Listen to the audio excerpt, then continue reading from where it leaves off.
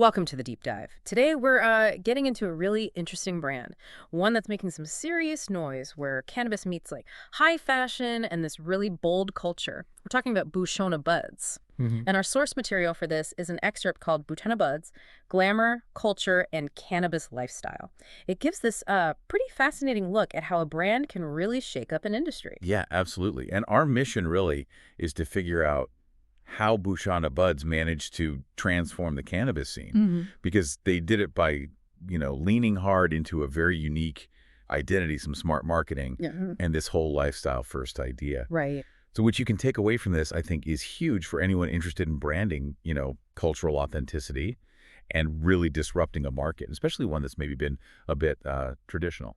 Okay, so let's dive in. That name, first off, Buchona Budz, it definitely makes you stop and think. The source says it comes from Buchona. Yeah, exactly. It's described as Mexican slang. Okay, for what exactly? For women who are, unapologetically glamorous. Historically, the term had ties, sometimes controversial ones, to narco culture, but the brand seems to be focusing purely on the glamour and boldness aspect. Wow, okay. That's a statement right from the get-go. It really is. Yeah. And what's interesting is how they took that origin, which, the source notes is maybe a bit controversial, at least complex, and made it the absolute core of the brand. Yeah. It wasn't just borrowing a word. It felt like reclaiming the glamour, the fearlessness associated with it, symbolizing luxury, boldness, being flashy, fearless, feminine, all things that really stand out in the cannabis world, which has often been, let's face it, pretty male-dominated. Totally. And that feeds right into their whole unapologetic vibe. It's central. And it's not just the name, is it? The source makes a point of saying it's Cali woman-owned. Right. Led by a Latina entrepreneur. Yeah, and that the whole brand was built to represent West Coast mujeres women who hustle hard, live loud, and bring their culture with them. It even says, LA streets shaped the flavor, the California cannabis scene gave it roots. That's super specific. But does leaning that hard into a specific culture, does that risk cutting off a wider audience? Or is that the point, exclusivity? Well, that's a great question. It's definitely a strategic choice, right? It might seem limiting, but for Buchona Budz, it seems like it let them build this incredibly deep connection with a really passionate community. And, in today's market, having a smaller group that's super loyal, that can actually be more powerful, more sustainable than just trying to appeal vaguely to everyone. That makes sense. So yeah, that strong cultural and gender identity, that's exactly how they carved out their unique spot. It's about really talking to a specific group, not just shouting at the crowd. So for anyone listening, maybe thinking about their own brand, it really drives home how crucial that core identity can be, right? Especially when things are crowded. Absolutely critical. Missing that mark can mean just getting lost in the noise. Okay, so they nailed the identity. Powerful, unapologetic. How did that translate into, the actual stuff they sell? The product line. The source mentions their first big launch was BBL Strawberry, described as playful, fruit-forward. Yeah, that BBL tie-in instantly signals that boldness, right? Sort of provocative, body positive maybe, right out of the gate. Definitely sets a tone. And then they had the Las Margaritas collab. That sounds fun. Yeah. Flavors like blueberry lemon, strawberry guava, mango mai tai, frozen coconut. Wow, like a whole cocktail menu. Pretty much. And they also worked with Frozen Genetics and High Class for something called the Bleu Bandouliere. Sounds very high-end. But here's where their philosophy really kicks in, I think. The source says their mantra was art before ounces. Art before ounces. What does that mean in practice? Well, it means the goal wasn't just about moving packs, just selling volume. It was about moving people through visuals. Think about their look, that neon graffiti script, the blue butterflies everyone associates with them now, those designer-inspired patterns. Yeah, very distinctive. Exactly. The source said it tells a story before you even cracked a jar.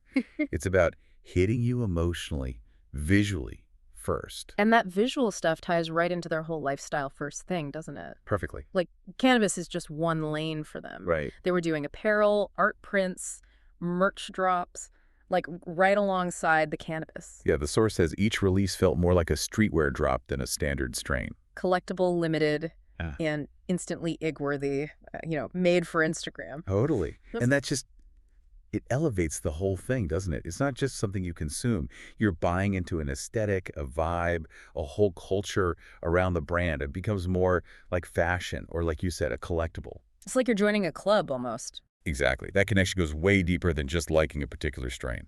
So here's something to chew on for you listening. How could that idea, the visual brand, the lifestyle angle, make any product more immersive, more desirable?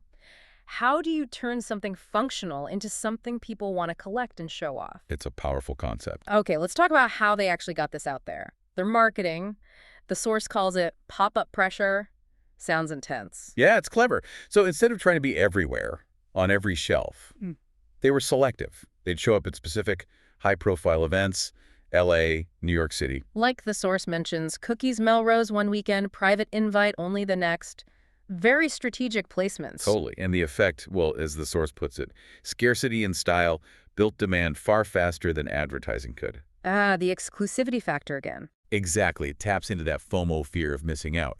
Plus, it makes it feel special, high status. People weren't just buying, fire flower, good cannabis. They were buying into an event, a limited moment.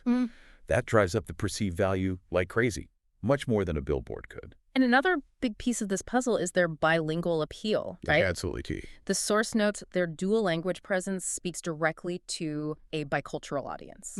It says they blend Spanish slang, low street energy, and global cannabis culture into one cohesive identity. Yeah, and that's not just like translating a few words. It's about authenticity. When you connect with a specific group, using their language, their slang, reflecting their energy, that builds incredible loyalty. It shows you actually get them. It feels genuine. Right. It creates a real community feel, not just a customer list.